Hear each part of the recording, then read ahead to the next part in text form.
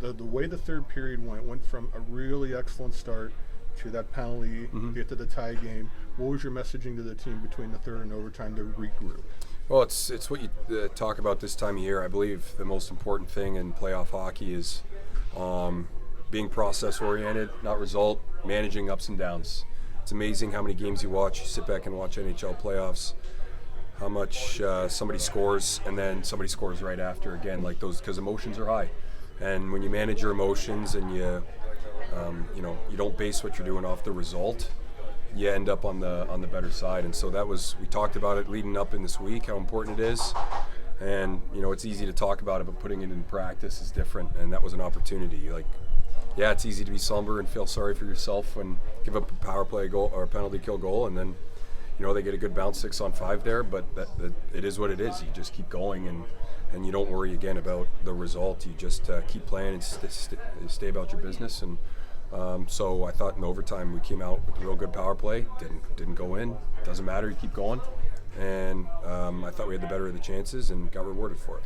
What gave you the confidence that the team could flip the switch from the way the regular season ended, that you would be ready to play this one tonight?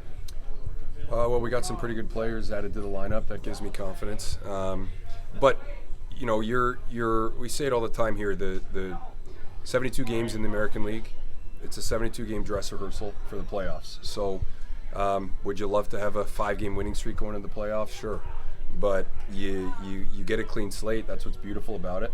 And you learn your lessons from the bad, and by that point you recognize what gives you success, and you've hopefully learned, and now you put it into practice. And so we weren't worried about that at all. It's that's part of managing downs and responding, and you get a chance here with a 0-0 record to respond, and we got the job done.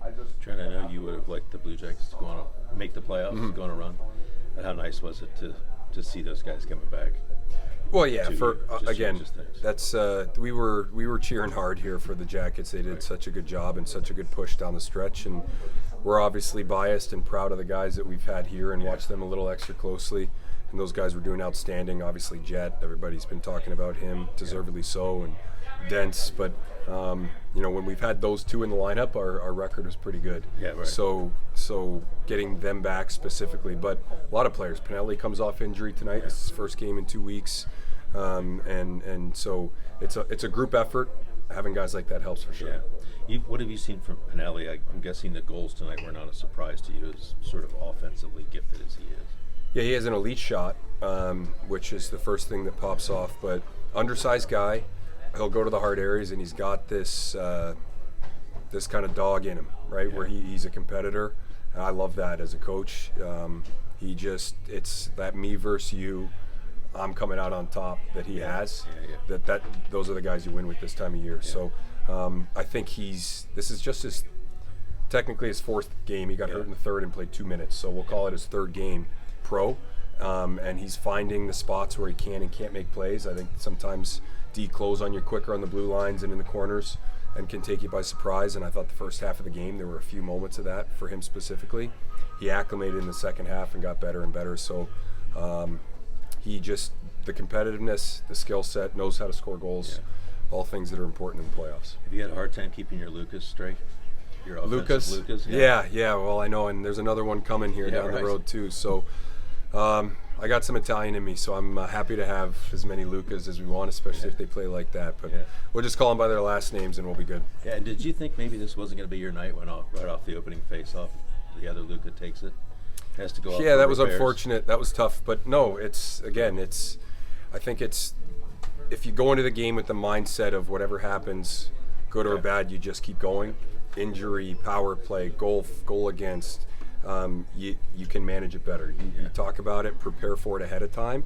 You're mentally then more equipped to manage those moments. And top line center goes out, misses almost the whole first period. Right. Other guys stepped up and played a little bit more, and he comes back and we go back to business. Where did he get that? In the ear. Oh. Yeah, so he was getting a lot of stitches in the ear, but he's a hockey player. Comes back and he's staring at me, wants to get back on the ice. Guillaume Richard, a huge goal. What has he shown you in your early going? Really wasn't known as much of an offensive player in college, but seems like he's showing that so far. Yeah, I mean, that's 3 goals in not very many games, so he's got the ability to put the puck in the net. A few games ago last weekend, he hammered the shot, so he can get onto it pretty good there with the slap shot. But we talked a lot about it just being himself and how in this league, in pro hockey, and especially at this time of year, the little plays are the big plays. You don't have to try to pop off the ice. You just, advance the zone to your partner, to the forwards, make the first option play. When you see a shot, take it. And I think he's doing that really well. He's going back with pressure, taking hits to advance the pucks and makes plays, jumping in, choosing the right door on the regroups, and he's got the freedom to jump into play there when he sees the opportunity. And obviously, he's scored 2 goals off the rush like that by jumping into play so far since we've had him. So, real good start to his pro career. Great. Well, back the way that the third period, when your team seemed like it played a really good game, and that penalty, just what was the messaging between the third and overtime to kind of get things back together after that? Yeah, I mean, it's just keep it positive. I mean, the guys in the room, they were all, it wasn't getting down on ourselves, swearing, being like, oh, it's a crappy bounce. Like, oh, we're not going to go out there and win it. Like, it was, no, let's go out there and get it back. Like, it was a really positive message, and I think that, sets you up well for that overtime. What can you say about Luca Pinelli's performance tonight? Unreal. I mean, young kid coming in like that, it's cool to see. I mean, he's one of those guys you love to be around. He's just, a positive guy, and he's, always got a smile on his face. So he's awesome to be around, and he's playing awesome. And how much of a confidence boost do you get from finishing a season in the NHL?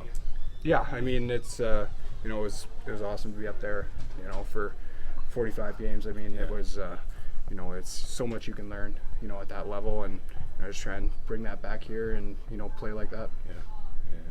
This is a tough league too. How much of a break did you need between the end of that season and this break? You've had a couple days. Yeah, it was a nice reset. I mean, you when we were finishing the year there in Columbus, you're right on the brink of the playoffs, and right.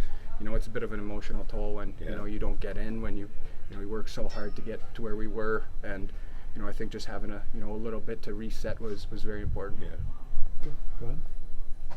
Oh, go ahead. You're good. Well, the first goal, I'll go back to that. You opened the scoring there. What did you see on the play there? End up finishing it on a backhander.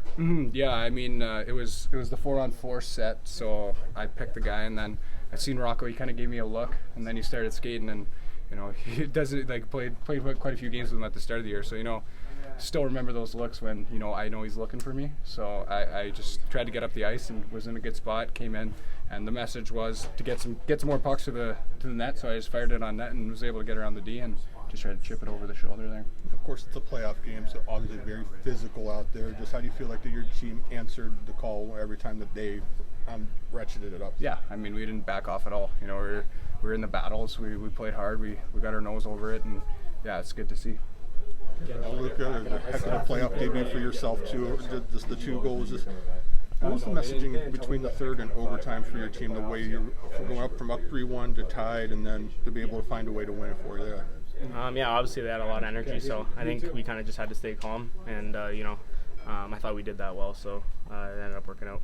What kind of confidence did the season in Ottawa give you to be ready for this moment? Yeah, for sure. I mean, obviously, Ottawa was a great time. I thought they developed me great, so I think having a pretty good year there and just carrying it on to here helped. How much pro experience how much did that help you tonight reset heading into overtime to be able to get you guys that look there at the end?